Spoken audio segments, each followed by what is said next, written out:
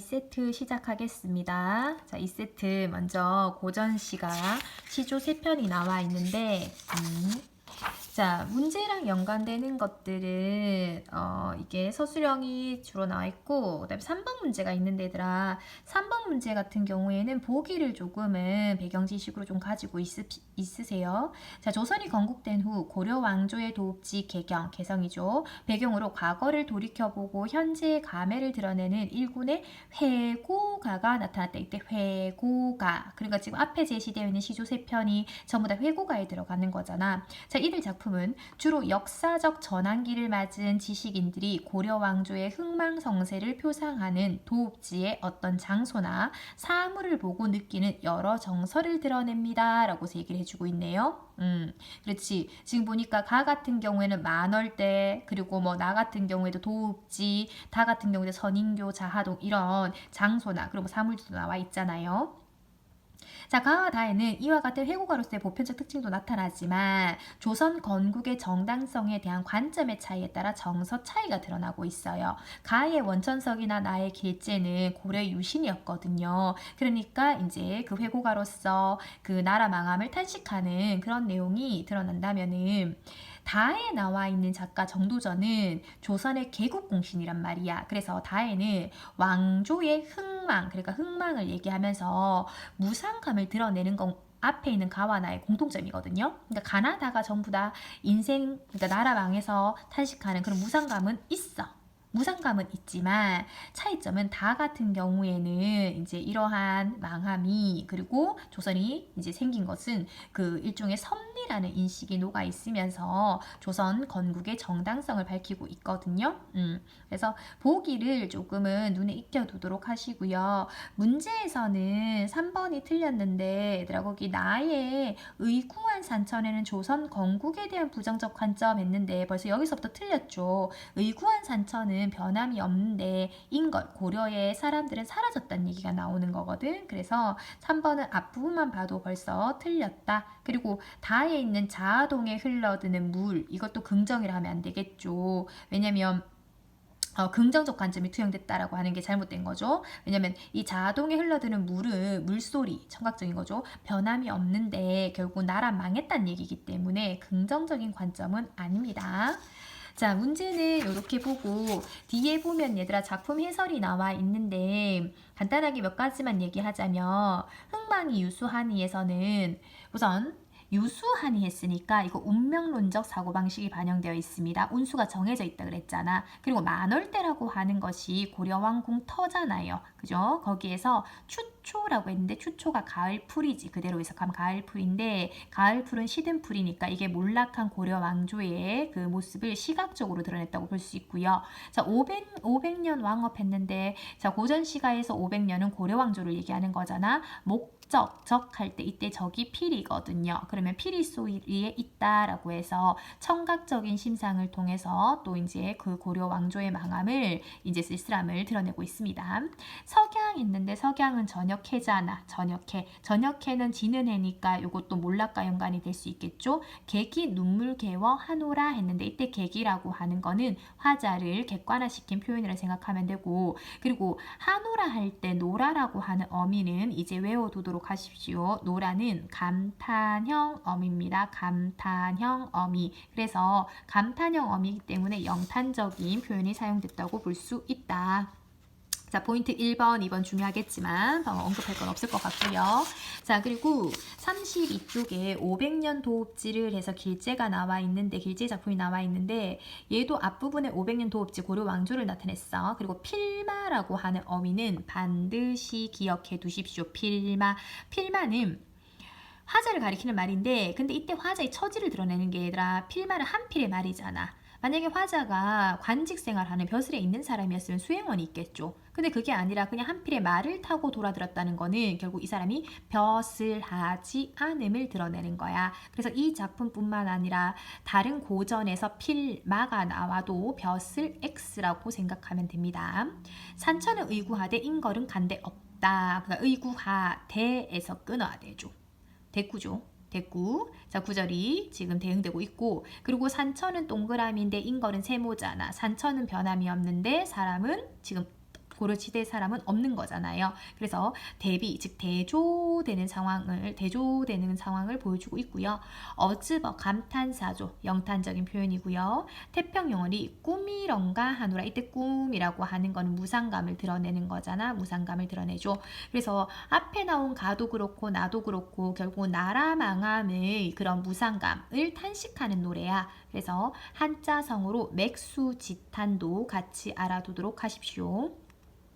자, 포인트 2번에 보면은 19채 향가가 시조에 영향을 미쳤다는 얘기를 해주고 있는데 19채 향가 같은 경우에는 뭐 대표적인 거 우리 적어도 제망매가는 확실히 알 수 있잖아요. 그리고 이건 내신하고도 연관돼서 자주 나오잖아. 작년 수특에도 나왔었지만 그래서 19채 향가 3단 구성인데 이게 시조의 3단 구성에 영향을 미치고 19채 향가는 낙구의 첫 구절에 감탄사가 주로 나오는데 이게 시조에도 반영되어 있다라는 얘기를 해주고 있어요. 그래서 신라시대 때 그 향가가 고려시대 때 만들어진 시조에 영향을 미쳤다는 견해고요. 자, 그리고 정도전에 선인교 흘러내리는 물, 나린 물이 나와 있는데 자, 이제 선인교 할 때 교자 있죠. 한자. 요거 주의해 두십시오. 달입니다. 자하동, 동네를 나타내는 거죠. 그래서 이건 고려의 그 과거에 흥성했던 고려의 모습이 지금 현재까지 남아 있긴 있어. 그러니까 고려시대 때 있었던 달이 동네 여전히 있단 말이야. 근데 반천년 왕업이 물소리뿐이라고 해주고 있죠. 그러니까 반천년이니까 500년 고려 왕조를 얘기해야겠죠. 그리고 물소리라고 하는 건 청각적인 거잖아. 지금 이 작품은 청각적인 이미지를 통해 가지고 또 무상감을 드러내는 거야. 다 망하고 물소리밖에 없다는 얘기잖아요. 아이야 했는데 요거는 쌤이 그 영탄법을 조금 지워놨죠. 왜냐면 이건 영탄법이라고 하기보다는 그러니까 표현법을 얘기하자면 부르는 표현이니까 돈호법이라고 할 수 있습니다. 부르는 거는 돈호법이잖아. 근데 부르는 표현을 통해서 결국은 자신의 감정을 이제 드러내기 때문에 이거는 영탄적은 될 수가 있거든요. 영탄적은 될 수 있지만 법이라고 하면은 논란이 될 수는 있을 것 같아. 그래서 이건 학교 수업을 잘 들어봐야 될 것 같습니다. 자, 고국 흥망을 물어 무삼하리요. 이 부분이 중요하죠. 그러니까 초장하고 중장 같은 경우에는 앞에 두 시조랑 똑같아. 그 견해가 비슷하단 말이야. 무상감을 드러냈어. 근데 마지막 종장에서 결국은 흥하고 망함을 물어 무삼하리오는 서리적 표현이잖아요. 결국은 물을 필요 없다. 이거는 섭리란 얘기잖아. 그러니까 고려가 망하고 조선이 세워진 건 섭리라는 그런 그 말을 통해서 그러니까 무상감을 극복하려는 그런 태도를 보이고 있다. 자, 설명 밑에 나머지는 각자 알아서 조금 참고를 하십시오. 자, 그리고 두 번째는 이제 그 현대수필 이제 그 신용복에 당신이 나무를 더 사랑한 까닭이 나오는데 이거는 굳이 하나만 설명합시다. 자, 맨 첫 번째 문단에 당신이 가르쳐준 이 소나무 숲에서 엽서를 띄운다 그랬잖아. 여기서 당신 청자 설정했습니다. 그리고 엽서를 띄운다는 걸 통해서 얘가 편지글 형식이라는 걸 알 수 있잖아. 그러면 수필을 얘들아 이렇게 편지글 형식으로 쓰면 어떤 효과를 거둘 수 있냐면요. 자, 해설 부분, 그러니까 40쪽이죠. 40쪽 하단에 보면은 나오거든요. 40쪽 하단에 보면은 EBS Q&A에 보면은 편지글 형식으로 사용하면은 전달하고자 하는 내용을 좀 더 친근감이 느껴지도록 전달할 수 있다는 얘기가 나와. 그래서 이런 효과를 거둘 수 있다. 자, 그리고 세 번째 문학 작품은 김우진의 산돼지라고 하는 희곡이 실려 있는데 얘도 쌤이 우선은 문제에 별표를 한 건 없네요. 없는데 여기까지 쌤이 문제를 지금 다 넘어가고 있잖아. 얘들아 넘어가는데 이해 안 되는 거 답지 보고 이해 안 되는 거는 개인적으로 질문을 해야 됩니다. 얘들아 꼭 찍어서 질문을 하든 그 다음에 부분을 질문하든 능력껏 알아서 하시고요.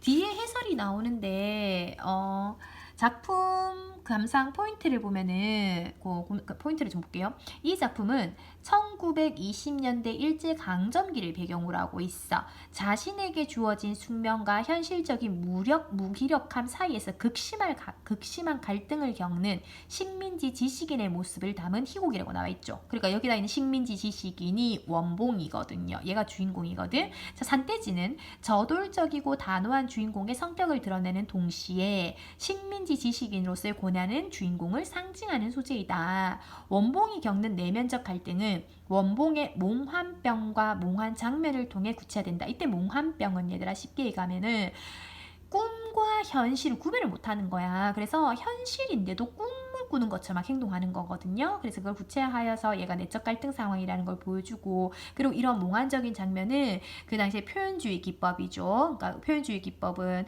의식의 흐름, 그러니까 의식의 흐름에 따라 가지고 이제 드러내고 있거든요. 그래서 내면 세계를 더욱 효과적으로 드러내주고 있다. 전체적인 줄거리가 나와 있는데 항상 산문 공부는 얘들아 전체적인 줄거리 파악을 하는 연습을 기본으로 해야 됩니다. 똑같이 출제 잘 안 되잖아요. 그래서 어느 부분이 나올지 모르니까 전체적인 스토리를 알아두십시오. 자, 앞부분 줄거리도 나와 있고, 그 다음에 그 제시된 부분, 우선 거기 45쪽에 나와 있는 거는 최주사댁, 그러니까 그 여기서는 영순의 어머니죠. 최주사댁과 그 다음에 원봉이가 갈등하는 모습이 나와 있어. 지금 최주사댁은 그러니까 원봉이를 이제 양아들처럼 키웠는데, 근데 제일 처음에는 원봉이도 친어머니인 줄 알고 살았죠. 근데 나중에 결국 자기가 이제 그 양아들이라는 걸 알게 됐단 말이야. 그렇게 되면서 이제 또 채주사 댁이 자기와 영순을 이제 결혼시키지 않으려고 하는 것도 알게 되면서 반감을 가지고 있겠죠. 그래서 지금 대화하는 거 보면 알겠지만 채주사 댁에 대해서 불만을 드러내고, 또 채주사 댁 역시 서운함을 드러내는 그런 표현들이 사용되고 있고요. 그리고 영순이 같은 경우에는 이제 그런 오빠와 엄마 사이에서, 그리고 영순이는 원봉이가 그 양오빠인지 모르죠. 그래서 그 양오빠인지 모르고 친오빠인 줄 알면서 지금 대하는 모습이 나오는데, 그래서 영수는 오빠도 가엾게 생각하고, 그리고 어머니의 말도 얘는 이해를 하잖아요. 그래서 거기 보면 영순이가 그 다음 페이지, 그러니까 46쪽에 보면 네 번째 그 대사에 보면 어머니 말도 고지 들어줘야 해요 오빠 하고서는 어머니의 말도 들어야 된다고 원봉에게 설득하는 모습이 나오죠. 그리고 뭐 원봉의 말을 통해서도 그렇고, 그 다음에 중량 밑에도 그렇고 혁이라고 하는 인물이 나오거든요. 혁이라고 하는 인물은 지금 여기서 원봉과 적대적인 관계로 드러나는 인물인데, 그러니까 여기 있는 원봉이가 그 산돼지와 같으면은 그 원봉이는 그 혁이를 집돼지에 비유를 하면서 불만을 드러내는 모습이 나오거든요.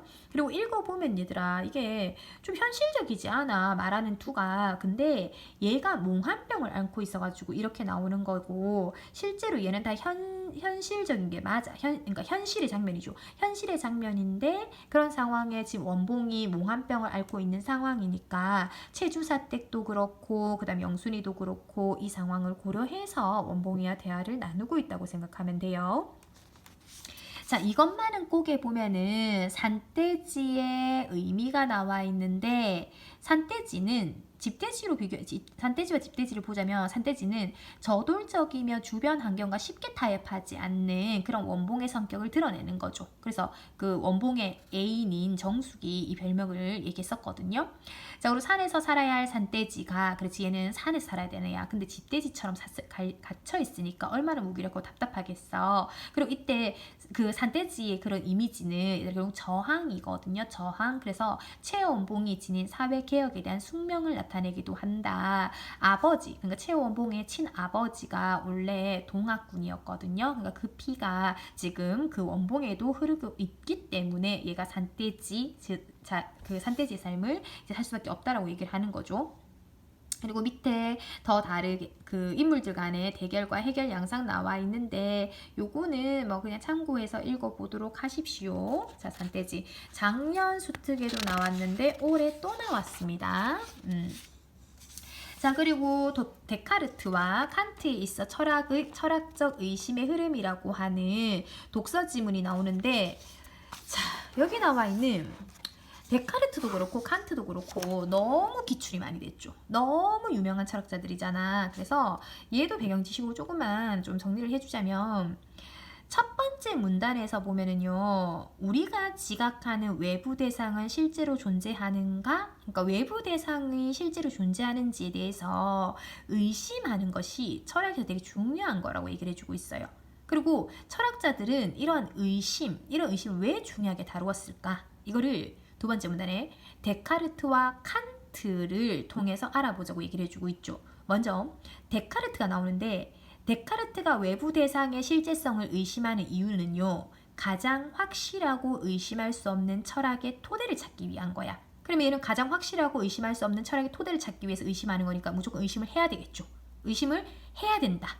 그래서 얘는 회의의 방법이죠. 그러니까 회의적으로 이제 생각하나 의심을 하는 거죠. 회의적인 방법을 보여주고 있고, 그리고 얘가 너무 의심을 하니까 데카르트를 극단적인 회의론자로까지 비유를 하거든요. 그래서 가장 확실해 보이는 수학적 진리까지도 의심을 하란 얘기를 해주고 있네. 그리고 세 번째 문단도 읽어보면은 그래서 우리가 너무나 확률적으로 희박해 보이는 일도 끝까지 의심을 해야 된다는 얘기를 해주고 있거든요. 그래서 데카르트가 관심을 가진 것은 바로 이처럼 지극히 낮을 수 있지만 그럼에도 불구하고 결코 완전히 배제해버릴 수 없어 보이는 의심 가능성이란 말을 쓰고 있잖아. 그래서 끝까지 의심을 해라. 그러면 네 번째 문단에 의심을 계속하잖아. 이렇게 의심을 계속하면은 결국은 데카르트는 어떤 결론을 얻을 수 있다고 생각했냐면은 이렇게 우리가 개연성이 낮은 의심까지도 하잖아요. 그럼 이 개연성이 낮은 의심을 통해서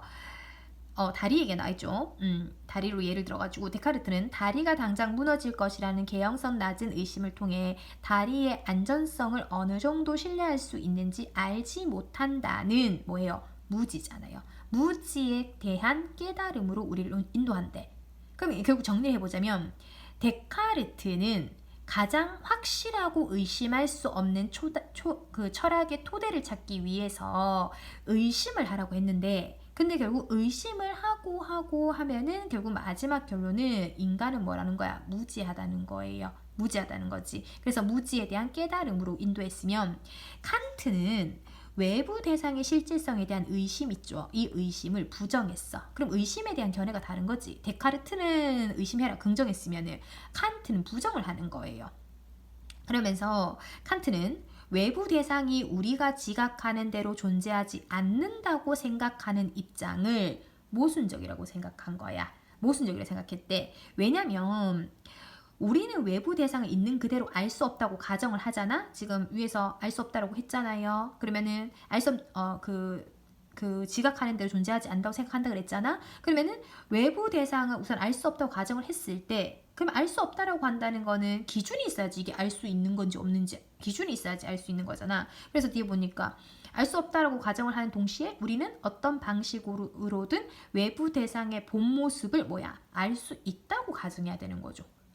알 수 있다라고 가정을 해야지 지금 우리의 외부 대상이 있는 그대로의 모습이 아니다, 존재하지 않는다 이런 생각이 나올 수가 있는 거거든. 그래서 모순적인 이런 그 입장이 만들어지기 때문에 결국 의심하지 말란 얘기예요. 외부 대상의 실제에 대해서는. 그러면서 여섯 번째 문단에 우리는 외부 대상이 우리에게 지각되는 대로 존재하는지 아닌지 알 수 없어. 왜냐면 기준이 없으니까. 그러면 이건 불확실성이겠죠. 자, 그럼에도 불구하고 우리는 오직 우리의 지각을 통해서만 외부 대상을 알 수 있다. 칸트는 이러한 우리 인식을 제안함으로써 데카르트의 의심으로부터 벗어나려고 한 거죠. 그러니까 데카르트는 의심을 통해 가지고 결국은 인간은 무지하다 이런 깨달음을 얻었다면은 칸트 같은 경우는 의심하지 말라는 얘기예요. 우리가 지각하는 거가 결국은 이제 지각을 통해서 우리는 외부 대상을 알 수 있고 그리고 그 지각을 통해서 우리는 지식도 얻을 수 있다고 보거든요. 그래서 그는 우리가 갖고 있는 지식을 우리가 의지할 수 있는 유일한 지식이라고 수용했다는 얘기를 해주고 있잖아. 자, 마지막에도 인간의 지식을 그 자체로 수용하고 그 가능 조건을 탐구하는 방향으로 나아갈 수 있다고 바라봤다는 거야. 그래서 그 칸트 입장에서는 의심을 부정하면서 우리가 지각하는 것이 이제 결국 지각할 수 있는 것이 외부 대상이라고 보는 거고 그리고 우리가 그 외부 대상을 통해 가지고 인식하는 것은 지식이 될 수 있다라고 보는 겁니다. 1번 문제는 OX 문제인데 얘들아 이건 내용 일치 문제죠. 결국은 내용 일치 문제라고 보면 되고 그리고 2번하고 3번 같은 경우에는 얘는 서술형인데 그게 어렵지 않게 되어 있죠.